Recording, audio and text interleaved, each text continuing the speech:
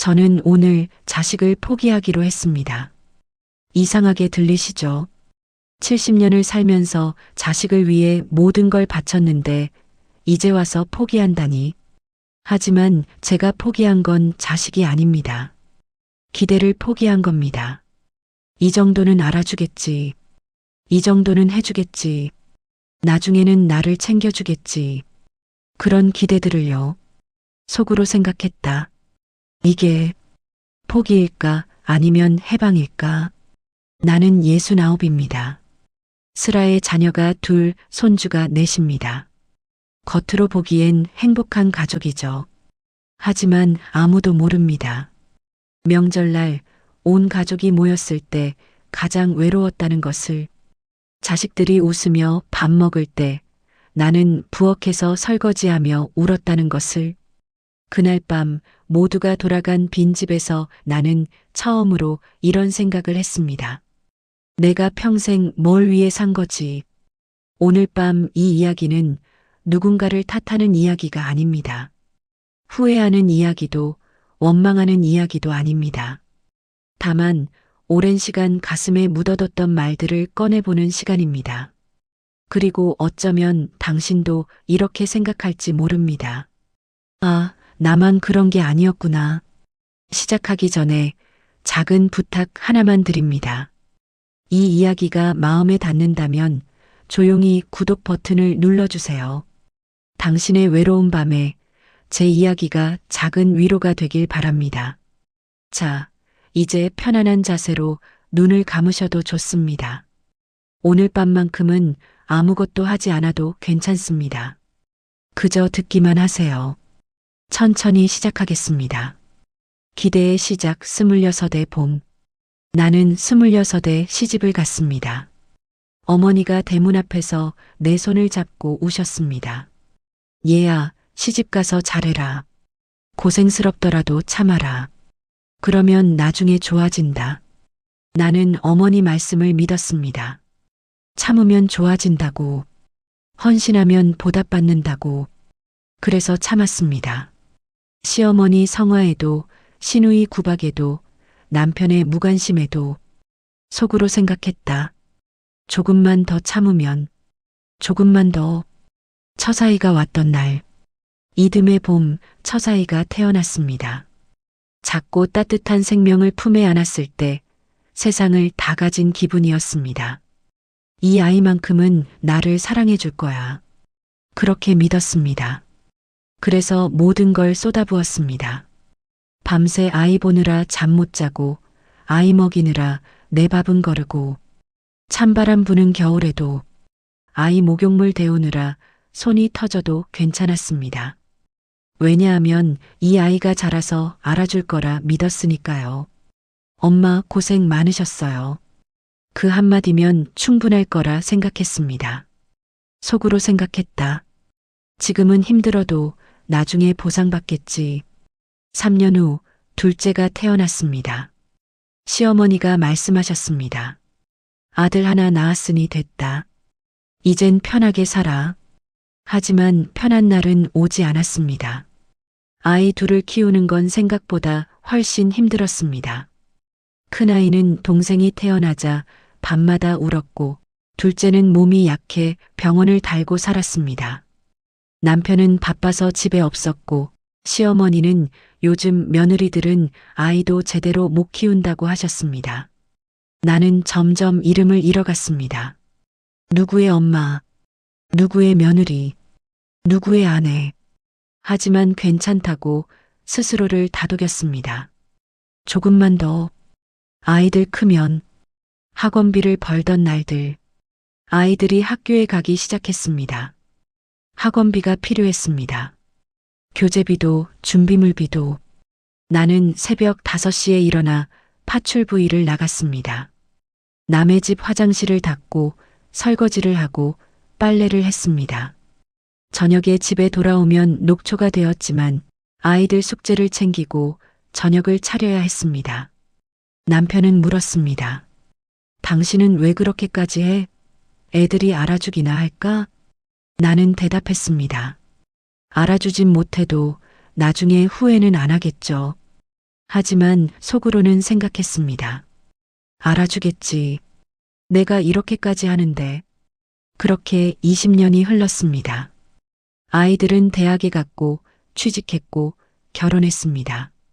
나는 등록금을 대고 결혼 자금을 보탰습니다. 내 노후 자금을 털어서라도. 그리고 기다렸습니다. 이제 나를 챙겨줄 거라고. 하지만 큰아들 결혼하고 1년이 지나도 연락이 뜸했습니다. 명절에나 오는 전화. 엄마, 명절 언제 가면 돼요? 안부는 없었습니다. 엄마 요즘 어떻게 지내세요? 그런 말은 없었습니다. 둘째 딸도 마찬가지였습니다. 한 달에 한 번 전화해서 엄마 애 옷 좀 사주실 수 있어요? 그게 다였습니다. 나는 그때 깨달았습니다. 아, 나는 필요할 때만 쓰는 도구였구나. 말하지 못한 서운함 김장하던 날. 작년 가을이었습니다. 큰아들 며느리가 전화했습니다. 어머님, 김장 좀 도와주실 수 있으세요? 친정에 갖다 드려서 해서요. 그래, 갈게. 토요일 새벽같이 일어나 아들 집으로 갔습니다. 배추 100포기를 절이고 양념을 버무리고 김치를 담갔습니다. 허리가 끊어질 것 같았습니다. 68배 몸으로 하루 종일 서서 일하는 게 쉽지 않았습니다. 저녁 무렵 김장이 끝났습니다. 며느리가 말했습니다.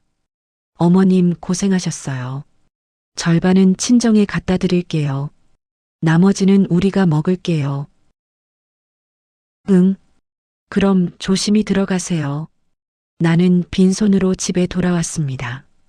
김치 한 포기 없이 집에 도착해서 소파에 주저앉았습니다. 온몸이 아팠습니다. 허리도 무릎도 손도. 하지만 몸보다 마음이 더 아팠습니다. 차 한 잔. 차 한 잔만이라도 같이 마셨으면. 아니, 차도 필요 없었습니다. 어머니 힘드셨죠? 어머니, 요즘 어떻게 지내세요? 그런 말 한마디면 됐는데.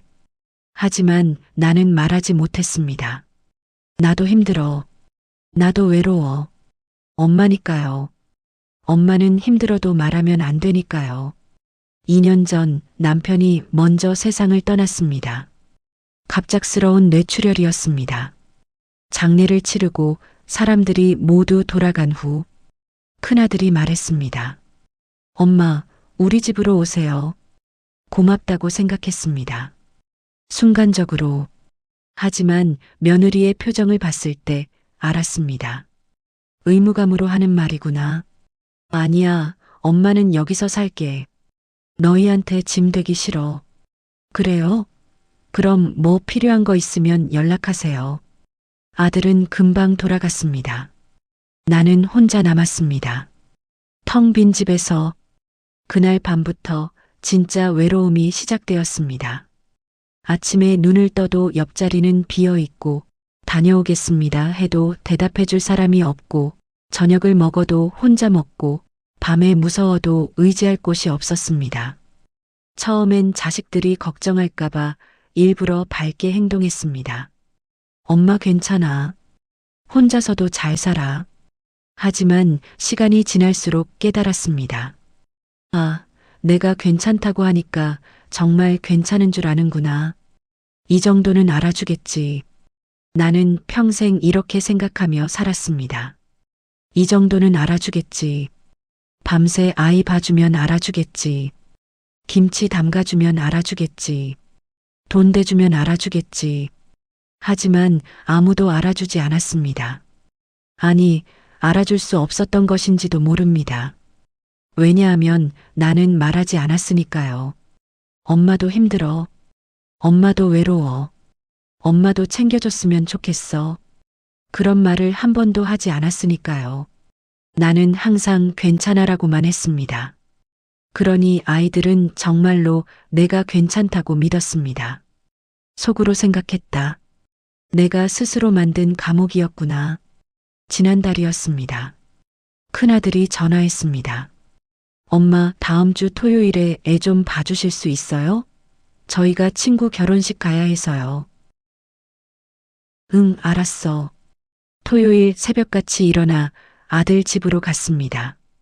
손주를 보는 건 좋았습니다. 귀여웠습니다. 하지만 힘들었습니다.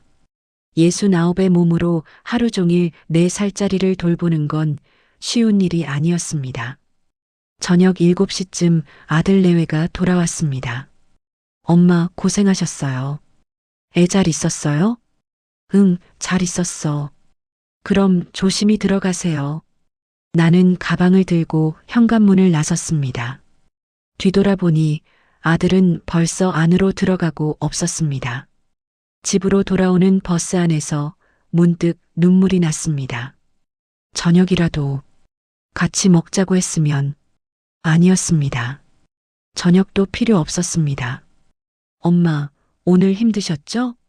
그 말 한마디면 됐는데 그날 밤 나는 처음으로 이런 질문을 스스로에게 던졌습니다. 나는 사람일까, 기능일까? 손주 봐주는 기능, 김치 담가주는 기능, 돈 대주는 기능, 그런 기능으로만 필요한 게 아닐까? 그 생각이 너무 아파서 그날 밤 나는 많이 울었습니다. 우연히 만난 책 한 권, 한 달 전이었습니다. 동네 도서관에 갔다가 책 한 권을 집어들었습니다. 제목도 기억 안 나는 낡은 책이었습니다. 그런데 책장을 넘기다가 한 문장을 보고 멈췄습니다. 사람에게서 기대를 거두는 순간 마음은 자유로워진다. 쇼펜하우어라는 철학자가 한 말이라고 했습니다. 처음엔 이해가 안 됐습니다. 기대를 거두면 자유로워진다고? 그럼 더 외로워지는 거 아니야? 하지만 그 문장이 계속 머릿속을 맴돌았습니다. 기대. 나는 평생 기대하며 살았구나. 그 책에는 이런 이야기도 있었습니다. 사람은 내 마음대로 움직이지 않는다. 당연한 말 같지만 나는 평생 그 반대로 살았습니다. 내가 이렇게 해주면 저 사람도 이렇게 해줄 거야. 내가 이만큼 헌신하면 저 사람도 날 챙겨줄 거야. 하지만 사람은 내 생각대로 움직이지 않았습니다. 자식도, 남편도, 시댁 식구들도. 나는 오랜 시간 그것을 받아들이지 못했습니다. 왜 안 해줘? 내가 이렇게까지 했는데? 하지만 돌이켜 생각해 보니 나 역시 누군가의 기대대로 살지 못했습니다.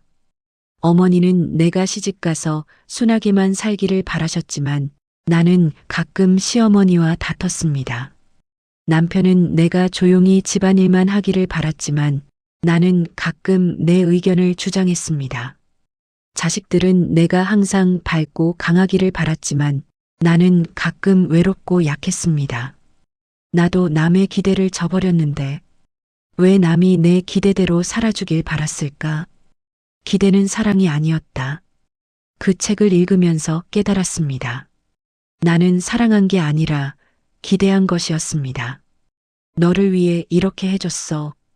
그러니 너도 나를 위해 뭔가 해줘야지. 그것은 사랑이 아니라 거래였습니다. 진짜 사랑은 조건이 없어야 합니다. 내가 나를 챙겨주든 말든 나는 너를 사랑해. 하지만 나는 그렇게 하지 못했습니다. 자식들에게 많은 것을 해주면서 무의식 중에 기대했습니다. 나중에 나를 챙겨주겠지. 그 기대가 사랑인 줄 알았습니다. 내가 사랑이라고 부른 건 욕심이었나?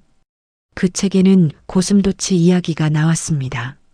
추운 겨울 고슴도치 2마리가 서로 몸을 붙여 추위를 녹이려 했습니다.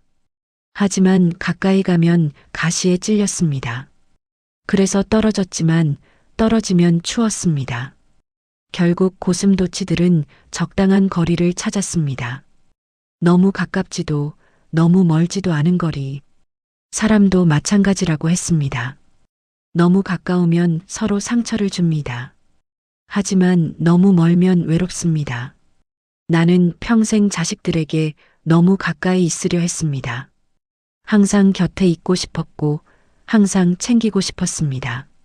하지만 그럴수록 자식들은 부담스러워했습니다. 내가 너무 가까이 있으려 했던 건가?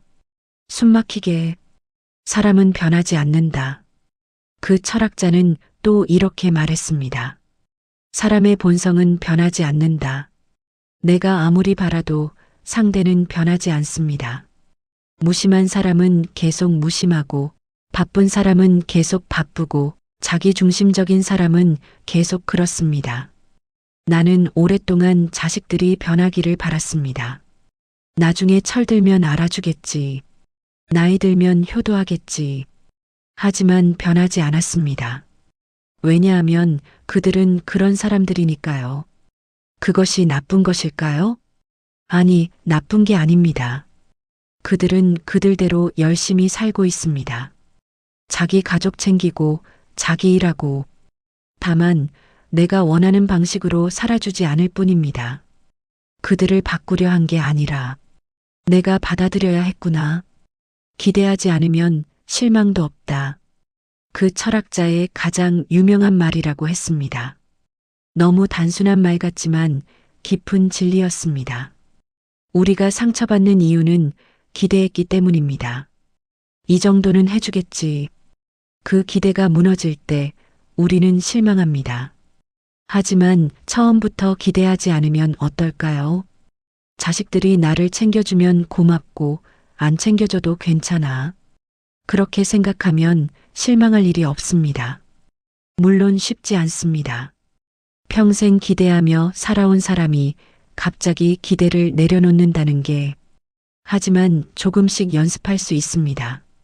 그래, 연습이구나. 한 번에 되는 게 아니라 자유로워지는 마음. 그 책의 마지막 문장이 기억납니다.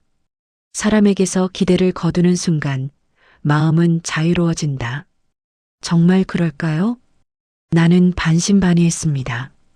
기대를 내려놓으면 더 외로워지는 거 아닐까? 하지만 막상 내려놓아 보니 그 반대였습니다. 기대를 내려놓으니 오히려 자유로워졌습니다. 자식들 눈치 보지 않아도 되고, 전화 오기를 기다리지 않아도 되고, 서운해하지 않아도 됐습니다. 이게 자유구나. 그 책을 읽고 난 후 나는 결심했습니다. 기대를 내려놓아 보자. 첫 번째 실천은 간단했습니다. 자식들한테 먼저 전화하지 않기. 예전엔 이틀에 한 번씩 전화했습니다. 잘 지내니? 밥은 먹었니? 하지만 대답은 항상 똑같았습니다. 네, 잘 지내요. 바빠서요. 나중에 전화드릴게요. 그래서 이번엔 전화하지 않았습니다. 하루, 이틀, 사흘, 일주일. 일주일째 되던 날 큰아들한테서 전화가 왔습니다. 엄마, 왜 요즘 전화 안 하세요? 무슨 일 있으세요? 아니, 별일 없어. 그냥 바빠서. 아, 그렇구나. 엄마도 바쁘시네요. 뚝, 뚝, 뚝. 전화를 끊고 나는 웃었습니다. 아, 내가 전화 안 해도 살아가는구나. 다음은 거절하는 연습이었습니다. 둘째 딸이 전화했습니다. 엄마, 다음 주 토요일에 애 좀 봐주실 수 있어요? 예전 같으면 무조건 그래라고 했을 겁니다. 하지만 이번엔 달랐습니다. 미안한데 그날 약속 있어. 거짓말이었습니다. 약속 같은 건 없었습니다. 하지만 나는 그날 나를 위한 시간을 갖기로 했습니다. 어머, 그래요? 어쩔 수 없네요. 뚝, 뚝, 뚝. 거절했는데도 세상은 무너지지 않았습니다. 딸도 다른 방법을 찾았을 겁니다. 그리고 나는 그날 혼자 조용히 산책을 했습니다. 누구를 위해서도 아닌 나를 위한 시간. 이게 이렇게 소중한 거였구나. 신기한 일이 벌어졌습니다. 기대를 내려놓으니 외로움이 줄어들었습니다. 처음엔 이해가 안 됐습니다. 아무것도 바라지 않으면 더 외로울 텐데. 하지만 그게 아니었습니다. 예전의 외로움은 기다림의 외로움이었습니다. 언제 전화가 올까? 언제 찾아올까? 그 기다림이 나를 외롭게 만들었습니다. 하지만 이제는 기다리지 않습니다.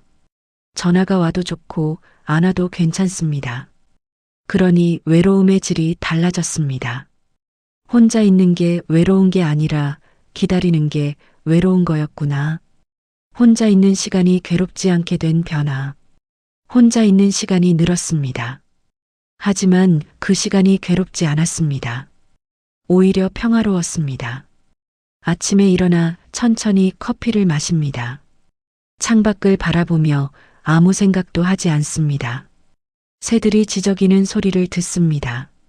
바람이 나뭇잎을 흔드는 소리를 듣습니다. 예전엔 이런 것들이 들리지 않았습니다. 머릿속이 항상 복잡했으니까요. 하지만 이제는 다릅니다. 머릿속이 고요합니다. 고요함이 이렇게 좋은 거였구나. 기대를 내려놓으니 작은 것들이 보이기 시작했습니다. 창밖에 피는 꽃, 마트에서 산 신선한 과일, 따뜻한 차 한 잔. 예전엔 이런 것들이 아무것도 아니었습니다. 큰 행복을 기대했으니까요. 자식들이 함께 모이는 날, 손주들이 안기는 순간, 그런 큰 순간들을 기다렸습니다. 하지만 그런 순간은 자주 오지 않습니다. 그래서 늘 허전했습니다. 하지만 이제는 작은 행복을 찾습니다. 편안한 잠자리, 통증 없는 하루, 이런 것들이 충분히 감사합니다. 행복은 큰 데서 오는 게 아니구나. 반복되는 하루의 평화, 매일이 비슷합니다. 아침에 일어나서 얼굴을 씻습니다. 간단히 아침을 먹습니다. 창가에 앉아 커피를 마십니다. 점심엔 가볍게 먹고 낮잠을 잡니다. 오후엔 산책을 나가거나 책을 읽습니다. 저녁엔 일찍 잠듭니다. 예전 같으면 이런 하루가 지루했을 겁니다. 하지만 이제는 이 반복이 좋습니다. 평화롭습니다. 아무 일도 일어나지 않는 하루, 아무도 나를 필요로 하지 않는 하루, 그런 하루가 편안합니다. 평범함이 축복이구나. 신기한 일이 또 벌어졌습니다. 기대를 내려놓으니 오히려 자식들이 연락을 더 자주 했습니다. 엄마, 요즘 왜 연락이 없으세요? 엄마, 건강하시죠? 예전엔 제가 먼저 전화했을 때는 귀찮아하던 아이들이 제가 전화하지 않으니 오히려 걱정했습니다. 그리고 만났을 때도 달라졌습니다. 예전엔 제가 이것저것 물어보고 챙겼습니다. 하지만 이제는 그러지 않습니다. 그냥 편안하게 앉아 있습니다. 그러니 아이들이 오히려 먼저 말을 합니다. 엄마, 요즘 이런 일이 있었어요. 기대하지 않으니 오히려 다가옵니다. 집착하지 않으니 오히려 가까워집니다. 놓아주는 게 진짜 사랑이었구나. 천천히 흐르는 시간. 시간이 천천히 흐릅니다. 예전엔 시간이 너무 빨리 갔습니다. 하지만 이제는 시간이 천천히 갑니다. 하루가 길게 느껴집니다. 그게 지루한 게 아니라 여유롭습니다. 서두를 필요가 없으니까요. 어디 가야 할 곳도 해야 할 일도 없으니까요. 이게 진짜 내 시간입니다. 평생 남의 시간표대로 살았습니다. 하지만 이제는 내 시간표대로 삽니다. 이제야 내 인생을 사는구나. 오늘 밤 이 이야기를 들으며 어떤 생각이 드셨나요? 혹시 자식들이 원망스러웠나요? 혹시 당신의 인생이 억울했나요? 그 마음 충분히 이해합니다. 당신은 평생 헌신했습니다. 모든 것을 바쳤습니다. 하지만 돌아온 건 외로움이었습니다. 그 외로움, 그 서운함, 그 억울함, 모두 타당합니다. 하지만 오늘 밤만큼은 그 감정들을 조용히 내려놓아 보면 어떨까요? 원망하지 않는 게 자식을 용서하는 게 아닙니다. 원망하지 않는 게 나를 위한 것입니다. 원망은 나를 아프게 하니까요. 이제 그만 아파도 되지 않을까? 스스로를 내려놓는 시간. 평생 누군가였습니다. 누군가의 엄마, 누군가의 아내, 누군가의 며느리. 하지만 오늘 밤만큼은 그 모든 역할을 내려놓아 보세요. 당신은 엄마이기 전에 한 사람입니다. 이름을 가진, 감정을 가진 존엄한 한 사람입니다. 나는 누구일까? 역할을 떼고 나면 그 질문에 답할 필요는 없습니다. 그냥 조용히 당신 자신으로 있으면 됩니다. 오늘은 아무도 이해하지 않아도 괜찮다. 세상은 당신을 이해하지 못할 수 있습니다. 자식들은 당신의 외로움을 모를 수 있습니다. 하지만 괜찮습니다. 이해받지 못해도 괜찮습니다.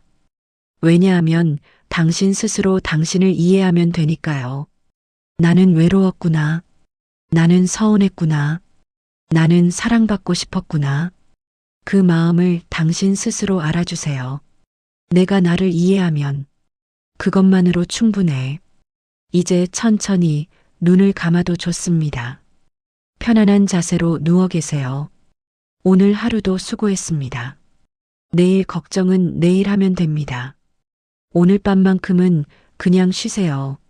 숨을 천천히 들이쉬고 내쉬고 들이쉬고 내쉬고 당신의 몸이 침대에 가라앉는 걸 느껴보세요. 무거운 몸, 편안한 호흡, 고요한 밤. 아무 생각도 하지 않아도 됩니다. 자식 생각도, 내일 걱정도, 과거 후회도, 오늘 밤은 다 내려놓으세요. 그냥 숨 쉬세요. 들이쉬고 내쉬고 당신은 지금 이 순간 충분합니다. 아무것도 하지 않아도 충분합니다. 그냥 존재하는 것만으로 충분합니다. 이대로도 괜찮아. 기대 없는 내일, 내일도 아침은 옵니다. 당신이 잠드는 동안 세상은 조용히 돌아갑니다. 그리고 아침이 되면 새로운 하루가 시작됩니다. 그 하루를 어떻게 살지는 내일 생각하면 됩니다. 오늘 밤은 그냥 쉬세요. 잘 자야 합니다. 깊이 자야 합니다. 평화롭게 자야 합니다. 당신은 그럴 자격이 있습니다. 내일 아침 눈을 떴을 때 혹시 자식한테서 전화가 왔을 수도 있고 안 왔을 수도 있습니다. 어느 쪽이든 괜찮습니다. 왔으면 반갑고 안 왔으면 그저 평범한 아침입니다. 기대하지 않으니 실망도 없습니다. 오늘 밤 이 긴 이야기를 끝까지 들어주셔서 고맙습니다. 당신의 시간을 내어 이 이야기에 귀 기울여 주셔서 감사합니다. 혹시 이 이야기가 조금이라도 위로가 되었다면 그것만으로도 충분합니다. 혹시 눈물이 났다면 울어도 괜찮습니다. 그 눈물이 마음을 씻어줄 겁니다. 당신은 혼자가 아닙니다. 이 밤 어딘가에서 같은 외로움을 느끼는 사람이 있습니다. 우리는 보이지 않지만 연결되어 있습니다. 오늘 밤을 위한 마지막 말. 오늘 밤만큼은 누구에게도 기대하지 말고, 누구에게도 설명하지 말고, 누구에게도 증명하지 말고, 그저 숨쉬는 나 자신으로 충분합니다. 당신은 존재만으로도 가치 있습니다. 아무것도 하지 않아도 소중합니다. 오늘 밤 깊이 주무세요. 내일 아침 해가 뜰 겁니다. 그리고 또 하루가 시작될 겁니다. 잘 자세요. 편안한 밤 되세요. 꿈속에서는 모든 게 평화롭길 바랍니다. 고마워요. 오늘 하루 숨을 들이쉬고 내쉬고 들이쉬고 내쉬고 천천히 천천히 잘 자요. 내일도 당신은 괜찮을 겁니다. 잘 자요. 오늘 밤만큼은 누구에게도 기대하지 말고 그저 숨쉬는 나 자신으로 충분합니다. 잘 자요.